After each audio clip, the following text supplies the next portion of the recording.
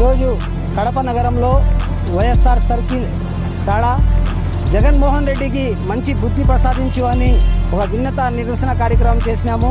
ఈ కార్యక్రమానికి కడప తెలుగుదేశం సీనియర్ నాయకులు పేరు పేరున్న వారికి ధన్యవాదాలు తెలుపుతూ ఈరోజు మనము ఈరోజు ఈ ప్రోగ్రాం పెట్టింది దేనికి అంటే మన జగన్మోహన్ రెడ్డి గారు వినుకొండలో జరిగిన హత్యాకాండానికి తెలుగుదేశం పార్టీ మీద బురద చల్లడం ఏమాత్రం సమంజసం కాదు. ఎందుకంటే తెలుగుదేశం పార్టీ కార్యకర్తలు క్రమశిక్షణకు మారు పేరు. చంద్రబాబు నాయుడు గారు మనకి ఏమని నేర్పినారంటే కక్ష సాధింపులు అన్నీ లేకుండా మనము అభివృద్ధి బాటలో నిలబడాలని మా చంద్రబాబు నాయుడు గారు మనకు ఒక విధానాలు తీసినారు.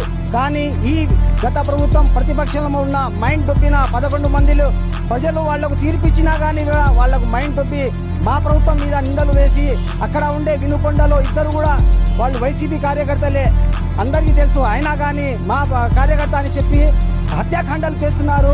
ఇక్కడ దురుష్టపాలన జరుగుతుంది అని ఢిల్లీలో మనము ధర్నా చేస్తామంటే ఏ మాత్రం మనకు సమాజం ఉంటుంది? జగన్మోహన్ రెడ్డి గారిని నేను ప్రశ్నిస్తున్నాను. ఎందుకంటే హత్యాకాండ నేర్పించింది వైసీపీనే.